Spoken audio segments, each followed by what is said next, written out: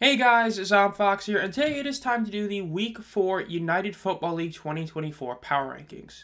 This past week was one that really has shaken up the whole middle to lower end of the Power Rankings, whether it be teams going out there and completely changing what we thought their team looked like, teams continuing to, be exactly what we expected, or other teams who just simply put got outplayed in a very important matchup. This ranking is definitely going to be one that is very up for debate. Really, spots 1 through 3 and spot 8 are all pretty much set in stone, but 4 to 7, you could very well move that whole group of 4 teams around in almost any way you like, and you'd have an argument for it. Now, today's extra thing we're going to be talking about is going to be each team's biggest strength. We did the biggest weakness last week. This week is the biggest strength. So before we get into this, make sure to subscribe and hit the bell to be notified as soon as I upload any videos. And without further ado, let's get right into this with number 8, the Houston Roughnecks. Yeah, I mean, it's just like the team is going to be at 1. Nobody's shocked at this. The Roughnecks were one of the 2 teams that are 0-3, but unlike the other team that is 0-3, this team has basically looked bad in every single game. The only game that they were really in was the DC game, and that was more so because DC just did some really stupid clock management stuff. And even the game against the Showboats, the team was only in it because Reuben Foster and Toby Johnson basically had 2 unbelievable performances. But this game against the Panthers was really bad. Look, the Panthers, for what we thought the first 2 weeks was a team that had no offense, and their offense looked incredible in this game against the Roughnecks defense that was supposed to be really good. Now, yes, they're still without Mark Thompson, but without him, they still have an absolutely abysmal run game. While their rush average is still not horrid, it's not the worst in the league at 3.2, their 48 rushing yards per game is still the worst in the league.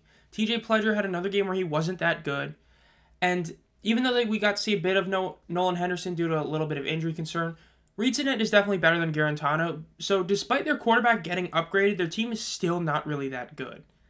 They've gotten punts blocked numerous times already, and they're 0-3, and none of the games, despite the score being close in 2 of them, none of them were really that close, or let me rephrase that. None of them did the Roughnecks actually feel like they should be in the game. It was more so that they were just somehow in the game, whereas the other team that's 0-3, you knew why they were in the game because they were actually playing well.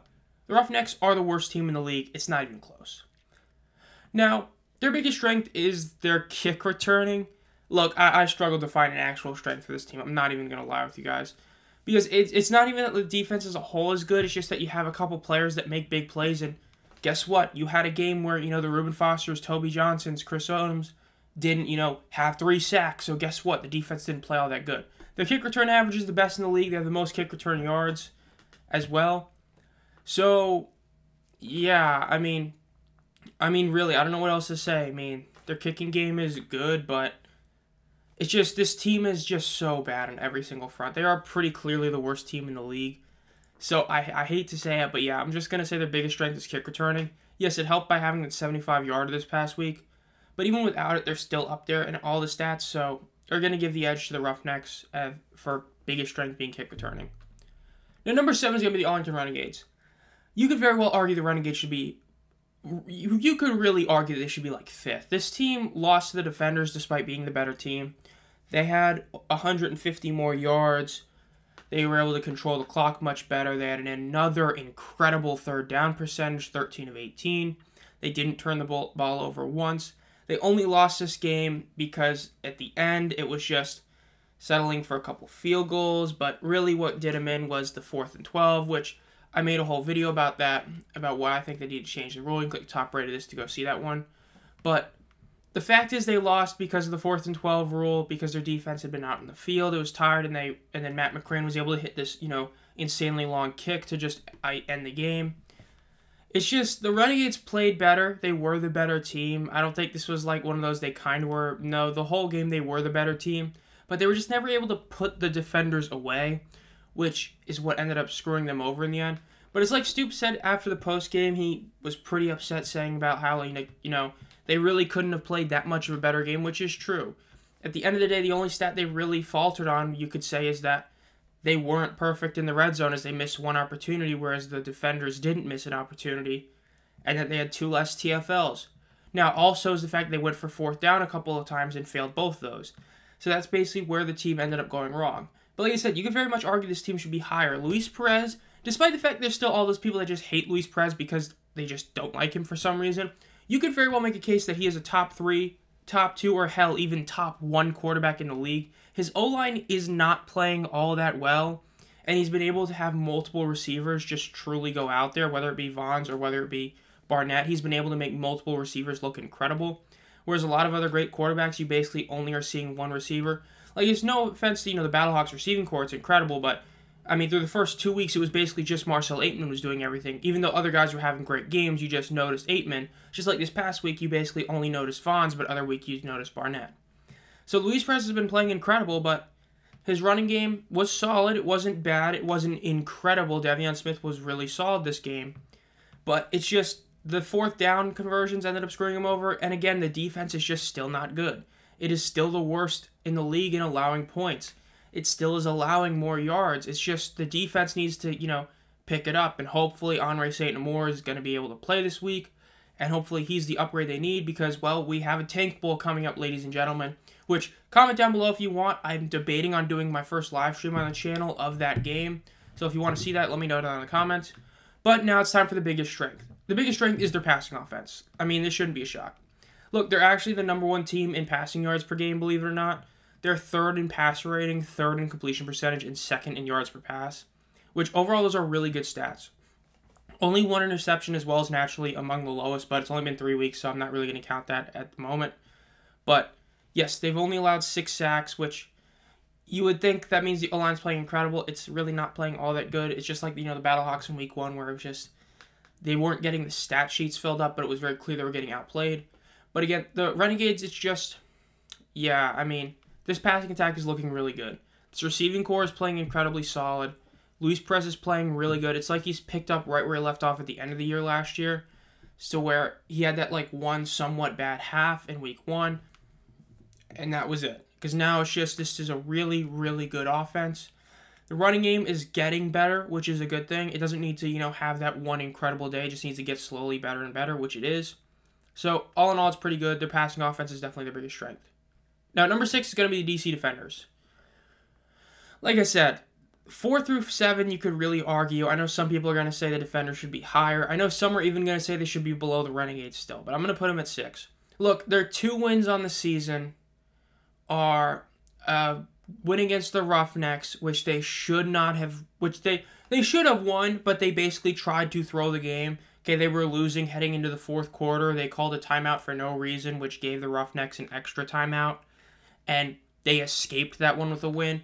And the game against the Renegades, you escaped with the win. The fact is the best game they played was week 1, where they lost by a decent amount because of, Jean Delance and the insane Brad Wing Millette play. So when your best game was your loss, but then your 2 wins are both insanely weak losses, because again, you beat the Roughnecks that just got annihilated by the Panthers, and you barely beat a Renegades team that outplayed you for the entire game. So, I mean, it's hard for me to put this team higher. They may be 2-1, but they are not, I mean, it's not even close. They're the worst team that's 2-1 right now. They need to go out there and beat an actual, good team. Or, let me rephrase it. They just need to go and get a win that they actually, earn, not one they just kind of got handed to them. They need to get a win that isn't a fluky, we just scored on a 4th and 12 play. We don't need a, we got lucky the Roughnecks offense didn't score. Right? They need to go out there and actually get a win against a team and actually, look competent. They haven't really looked all that competent since week 1, and they lost that game because, again, of the right tackle. I mean, you could very well argue that the team's gotten slightly worse week after week. You could argue that. The fact is that the rushing game is still not that good. They're still not playing incredible. It is still basically just Te'amu doing everything on offense. So, it is what it is. I'm putting the Defenders at 6 because it's hard to argue a team should be higher than 6 when you barely won a game because you had the ball for 20 minutes. You shouldn't have won the game. I mean, it took the 4th and 12 working, and then you got 1 or 2 plays out there.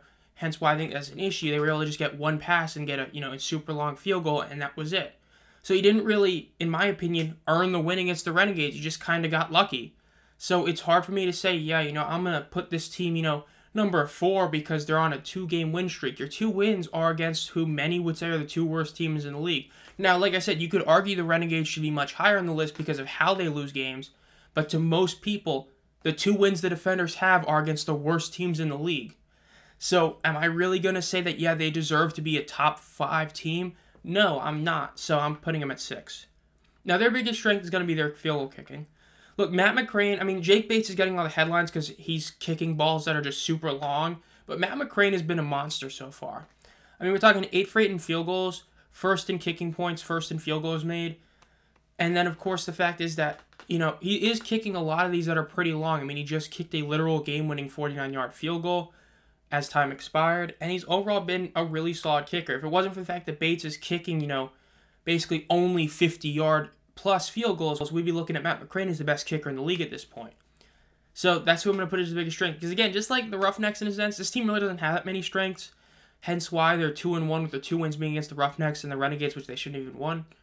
So I'm going to put their biggest strength as field goal kicking because Matt McCrane, you could very much argue, is the best kicker in the league purely based on how many kicks he's doing and how he's made all of them. And the fact that a lot of these are long field goals. I mean, it's not like Matt Conklin, who most of his kicks have been really short-range kicks, especially in that 1 week last week. So, because of that, I'm going to give their biggest strength to their kicking. Now, number 5 is going to be the Showboats. Look, again, this is just like the Defenders. You could very much argue that this team should be down at 7. You could say that they're 6. I'm just going to put them at 5. I mean, you can even argue that they should be 4. Like I said, 4 to 7, you could very well make a case for every team, but I'm putting the Showboats at 5. Look, they got beat by the Stallions. I mean, there's no other way to say it. They got beat. I mean, this was not a close game. I mean, basically, as soon as the first quarter ended, you knew it was over. But the whole reason for that is the Stallions' defensive line just obliterated the Showboats' O-line. Look, the Showboats' O-line was supposed to be one of the best O-lines in the league. It was supposed to be a massive upgrade over the Stars' offensive line. It has not been, okay? It has been a turnstile unit out there. And T-Will came into the game to, quote-unquote, protect Cookus. And I say quote-unquote because, I mean, there's always that chance we end up seeing T-Will be the starter, which, I'm going to be honest, I wouldn't be all that shocked. Case is a guy that, did break his leg just a couple years ago. T-Will is a much more mobile quarterback. I wouldn't be shocked to see T-Will be the starter, but that's not because T-Will is a better quarterback. It's just that he's a better fit when you have a team that has basically no offensive line. Like I said, I'm not saying I think that's the better call, but I would understand why they would do it. The thing is, Cases still looked really good. It's just, again, he's getting pressured basically a second after the snap. 8 sacks allowed by the offensive line. That's 2 weeks in a row now that Stallions' defensive line has just, you could argue, single-handedly won him the game. And Adrian Martinez played one hell of a game, but you could argue the Stallions won the game just by their defensive line. And again, the big issue, the Showboats' rushing attack is still hot garbage. Look, again, the Stars' offensive line was really bad last year, but at least Colburn was able to get more than 20 rushing yards in a game. I mean, you're talking about your entire rushing attack, including Cookus, who can run, and T-Will, who can run, well, both T-Wills. You had 20 yards in 12 attempts. I mean, look, I know Vito was dealing with an injury, he was playing through it, but the fact is that this rushing attack is still totally terrible. It's just abysmal. So, you're now 3 weeks into the season, and your rushing attack is non-existent. The only reason this team is able to be in games at all is because of the fact that you do have such an unbelievable receiving core with Sage Surratt, Jay Adams being your 2 marquee names, and you have a guy like Case Cookus throwing on the ball. The fact is the defense got obliterated by the Stallions. So why are they above the Defenders and all that? I think that if you were to play the Defenders, I think the Defenders don't really have the defensive talent that a team like the Stallions has or even a team like the Roughnecks has. So I think this offensive line could hold a bit better. I think the Showboats beat the Defenders if they play today. Do I think the Renegades beat the Showboats? Honestly, probably, but the fact is the Renegades just seem to find a way to lose even when they should win. So that's kind of how I'm viewing this. I think the Showboats are a team that would beat the Defenders, and I think that even though I think the Renegades have played better, it's just we're 3 weeks into the season. You need to have a win, in my opinion, to justify being higher on a list.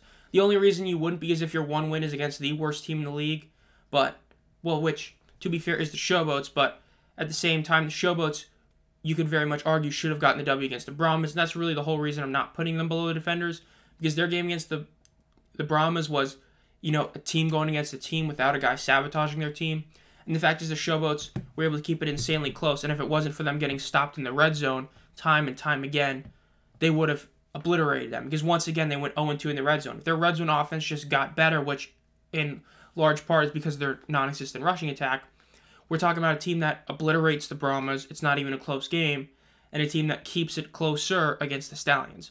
So because of that, I'm putting them at 5. like I said, I'd fully understand if you put them down at 7 or if you even put them higher at 4. 4 to 7 is very much up for debate. I have the Showboats at 5. Now, their biggest strength is their takeaways. The one thing their defense is doing really well is getting the ball, mainly from fumbles. The team now has 5 fumble recoveries, which is the most in the league, and their turnover differential is also the best in the league. Despite the fact they are turning the ball over a pretty high amount, it's still good enough to where they're actually winning the turnover battle across the season at +2. So when you look at it like that, this is a team that actually does have some benefits to it in that sense. 4 giveaways is a lot, but the fact is 6 takeaways, and especially because the fumble recoveries are usually really good. Think of Adrian Martinez fumble. People are literally just acting like it's not on Martinez at all because it was such a good punch out, which is really good defensive play. So because of that, this is their biggest strength. They're able to get takeaways, and that's how they're able to somewhat stay in some of these games, especially early on against the Stallions. If it wasn't for that takeaway, the Stallions could have made this game over by the first quarter instead of making it over in like the second quarter. So you got to give credit where credit is due. The takeaways for this team are really solid. It's just that they need the offense to give the ball away a little bit less and naturally just play better. And that's basically what they need. Now, coming in at number 4 is going to be the San Antonio Brahmas. Yeah, I understand some people would argue the Brahmas should go lower, but I'm putting them at 4. Look, this is a really weird one because statistically you'd expect me to say, oh, this was an absolutely tight game. It was close the whole way. At no point in this game did I feel like the Brahmas should be in it. Like, they just should not have been in it, basically, at any point. Their final stats are very comparable. They literally had 7 more yards than the Battlehawks. Third down percentage, they both were both barely above 500 on third down percentage. The difference is the Brahmas did have 3 to 4 fourth downs, whereas the Battlehawks had 1 for 1, and that the Battlehawks yards per play was much better, which is why the time of possession for the Brahmas was slightly better. The Brahmas had 2 more sacks, and the Brahmas actually had a turnover. But, like I said, I think that all in all, this was a game that it never really felt the Brahmas were in, yet they somehow were always in. Yes, they failed 2 different red zone opportunities. The Battlehawks had to settle for a lot of long field goals. But it's a weird one. Look, I'm going to keep the Brahmas at 4. Again, both their Week 1 and Week 2 wins were pretty fluky. This loss just felt like an actual loss. It didn't feel like there was anything fluky about it. In fact, the Brahmas actually were able to get pretty close to pulling off this tie, or this comeback, and get maybe a tie. They decided to kick the ball off because, they had a bunch of timeouts and a 2-minute warning, and they ended up getting the ball back. They just weren't able to, finish the job on that drive. But the fact that they were able to still be in it, even though, it did happen with a touchdown with, just a few minutes left in the game. The fact is that Chase Garbers still looks really solid. I mean, he wasn't really that good this day. I mean, 27 completions for 143 yards is a really terrible stat. But you're still completing 66% of your passes, and you still didn't throw an interception. So in that realm, that is still really good. It's just that, a lot of short passes. And your rushing game was decent. I mean, McFarland and Lovett both. Neither of them played incredible, but they both played okay. Well, I wouldn't take that back. Lovett didn't really play that good, but McFarland did play pretty solid. So this team is 4, but it's just a weird one. Because like I said, it's just, you played statistically a really tight game with the Battlehawks. The final scoreboard shows it was really close. But the game itself, the Brahmas really didn't keep it close. It's weird. It's just, even when they were able to score and make the game, like, a 3-point game here or there, it always felt like the Battlehawks had the edge. It always felt like they were going to get the drive next and get a touchdown or a field goal. And it's just that them settling for a lot of long field goals is why the Brahmas were able to kind of stick around. Again, the Brahmas nearly pulled off another miraculous comeback, but I'm going to put them at 4. They were able to fix their penalty problems. They only had 1 penalty. And I think that overall, this is a Brahmas team that it has shown an upside, but the upside that I've seen isn't necessarily that high. It's just that they also haven't really showed that low of a floor. It just feels like this team is kind of what I thought the Renegades were going to be, in a sense, where it feels like this is that measuring stick team where the teams that beat the Brahmas are going to be legit contenders and the teams that lose to them are going to be bad, which is what I thought the Renegades were going to be. And while the Renegades have kind of played that way, just their record doesn't show it, the Brahmas have really played that way in a sense where it's like, a better team than the Showboats, i.e. the teams in the top 3, would have not allowed the Brahmas to make that comeback. Whereas a team like the Defenders would have let that comeback happen. So I'm going to put the Brahmas at 4. I think they deserve this spot. I don't think they should be dropped a ton like some other people might be dropping them. So I'm sticking San Antonio at 4. We'll see what they do next week. Now, their biggest strength is their passing offense. Look, you're talking about a really just statistically efficient unit. First in completion percentage at 70.6%. That's incredible. Second in passer rating. Really good. 8th in sacks allowed. They have allowed the least amount of sacks at 3. And for only 16 yards, that's even better. They're first in passing TDs at 7 and 3rd in passing yards. These stats you love to see. Now, yes, the pass average yards is not that good, but this is a very efficient and statistically pleasing stat line. Only 1 interception, only 3 sacks allowed. You're not really losing a lot when you're passing the ball. You might not be, getting those deep shots like the Panthers are. You might not be getting overall good completions like the Battlehawks are. But what you are doing is you're consistently getting the ball to the receiver and you're consistently moving the ball forward. This is very much like what the Showboats were doing partway through the season last year, where their passing attack was the short pass game, where it was basically like the team's run game in a sense, where the way that they're playing the passing offense is like you would expect a team to play running the ball. Get, 4 or 5 yards here or there, get one, deeper shot for 10 or 15, and overall just kind of, play like that. That's very much what this team is playing like. And so far it's made Garbers look like a really solid quarterback. So this is definitely their biggest strength. Now, coming in at the number 3 spot is going to be the St. Louis Battlehawks. Yeah, they deserve to move up a couple spots. I mean, you can't really argue they don't deserve the 3 spot at this point. They needed a win against a team like the Brahmas to solidify they are among the top of the league, and that win did solidify it.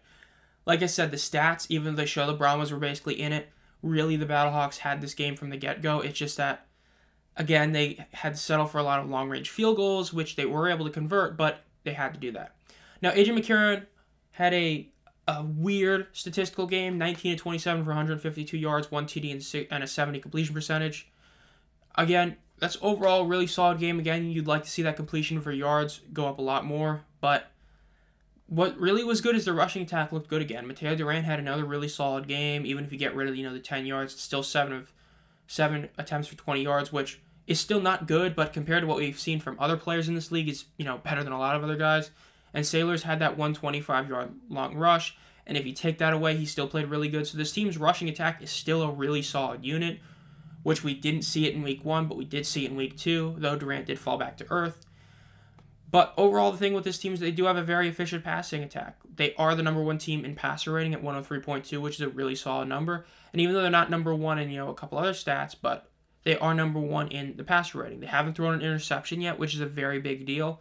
8 sacks allowed. You would like that to be better. But again, this was still a really solid outing for the Battlehawks.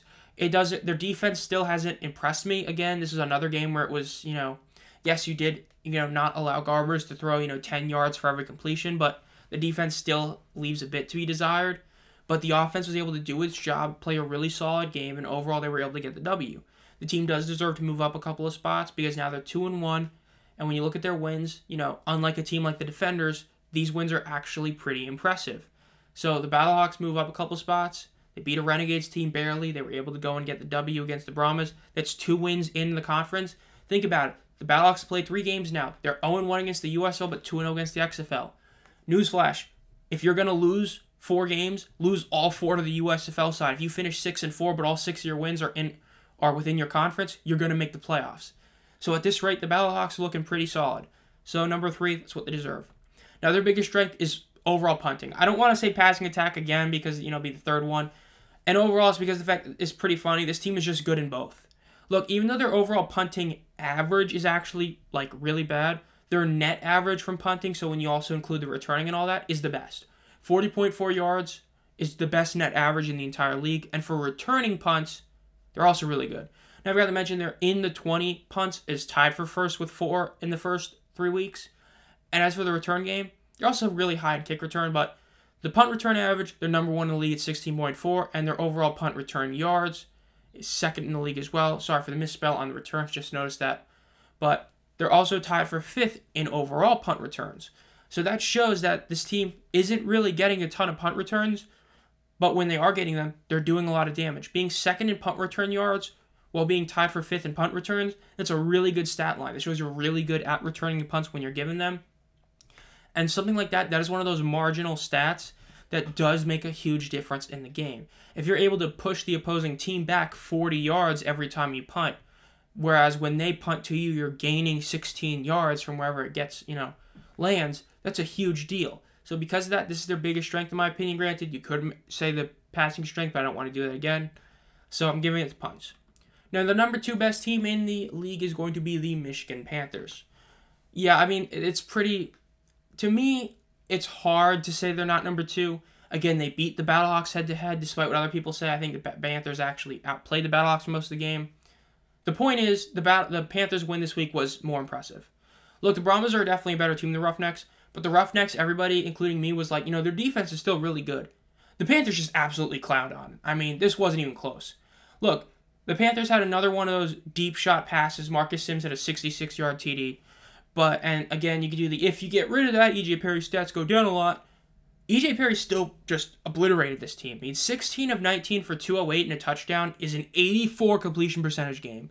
That's mad. This is against a team that's supposed to be incredible. And you know how the Panthers' offensive line allowed all those sacks last week, and everybody's like, oh no, they're screwed?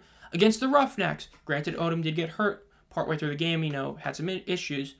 Against the team that had Ethan Westbrooks, that had Toby Johnson, that had Keontae Shad, that had Chris Odom, that had Reuben Foster, and a bunch of other guys, they only allowed 2 sacks this game. So, they not only made the Roughnecks' defense just look so much worse than everybody thought, because E.J. Perry, 60 yards on the ground, 2 TDs, 6.7 average. Matt Colburn, he had a pretty solid game. He did have the 14-yard rush, which heavily inflated his stats, but he still was, there, and so was Wes Hills, and neither of them really played all that well. But when E.J. Perry's running the ball like that, it's very reminiscent of the Maulers last year, where even when Groshek and London weren't playing good, because T.O. was able to get, a decent 6.7-yard average, it kind of canceled it out. That's what E.J. Perry did. So while overall their rushing stat are actually pretty bad, as even though they had 124 yards, it was mainly by forcing the ball to be ran. They still beat them. Look, they had 4 TDs against a team that everybody thought's defense was incredible. And against Reed Sinnett, who, looked really solid last week, they were able to slow him down some. It's not like, the Panthers defense played incredible themselves, but they still only allowed 20 points. So when you look at it, I mean, the Panthers just, the one side of the ball everybody's worried about was their offense, and the offense just obliterated a team that was supposed to have an incredible defense. I mean, it's not even close in my opinion. This team deserves to be the second best team in the league. At this point, it's hard to argue they aren't. When your one loss is against the Stallions, which you kept that game insanely close, mainly by stopping them in the red zone, that was your one loss. And your 2 other wins are against a team that's number 3 in the league at this point, and the Roughnecks, which you obliterated. So it's hard for me to see an argument this team is not number 2 in the league. If they lose, then yeah, they're going to drop. But at the moment, if they keep winning, you can't really push them down. You just can't. I mean, their points allowed is the second best in the league at 51, and their yards allowed are really low as well. And the fact is they're not even necessarily, doing things like sacks. They only have 5 sacks on the year. But their defense is playing like a legit unit. It's, they're not playing to get sacks. They're playing to, get 3 straight stops on 3 straight plays to force a punt. That's how they're playing. They're playing more old school football on the defensive side. And overall, it's working. The team was 2 for 2 in 4th downs, 7 of 12 for 3rd downs. Their average yards of play was 5.9. They had another deep shot. And that's what I talked about last year against the Maulers game. The fact is, E.J. Perry, a lot of his stats in that Maulers game weren't necessarily from playing good quarterback. It's because it's just something about him. It's just him and this team have great chemistry at just throwing deep shots. So you have back-to-back weeks where you have a deep touchdown. I mean, when you have an offense that just out of nowhere, snap of the finger, can just get a 60-plus yard TD bomb, that's a huge weapon to have. That can immediately make you in a game that you should not be in, just like last week. And the fact is that now we've seen this basically 3 of the past 4 weeks, if you include the playoff game last year, where with E.J. Perry, this is legitimately part of their offense. This is just something you have to account for. So when you look at all those things, this team has to be number 2 in the league. They beat the team that's below them. They overall are 2-1. Their one loss was against the Stallions, where they barely lost. This team just obliterated a team that everybody said had an incredible defense. So, Panthers at number 2. Now, their biggest strength is their pass defense. Look, overall, they're second on points allowed. I mean, you can't really get much better than that. Tied for second in passes defended, only the Stallions are higher. Then they're third in overall yards allowed, second in pass yards allowed. And even though it's only 5 sacks, it still is tied for fourth in sacks overall. The rushing defense really isn't that good. But the fact is that the passing defense is really, really solid. And especially when you consider the fact that they've played against, Reed Sinnett, who was much better than Garantano. They played against A.J. McCarron, and that was A.J.'s worst game so far this season, most people would say. And, of course, you had the fact he played against Corral and Martinez, who, heading into that game, people said Corral was great. Now, heading out of that game and out of this past week, Martinez is great. Overall, the pass defense has been a huge strength and a huge reason that they're in this game, or really in the season. They're now 2-1. They're second place in the UFL conference by a game. It's a big deal. Panthers coming at number 2. Number 1 is the Birmingham Stallions. Oh, man. Who would have thought the Stallions are number 1 again? They're 3-0, the only undefeated team in the UFL. Look, it's no shock this team is number 1. First of all, they have 8 more sacks than the second place. Think about that. They have 103 sack yards already. 17 sacks. It's been 3 weeks. They've had back-to-back weeks now where they're having just obscene stat totals and sacks. Look, they just outgained a team by twice as many total yards. 424 to 212. 8 sacks. 8 TFLs. Come on. Look, Adrian Martinez got the start, and he ran with it.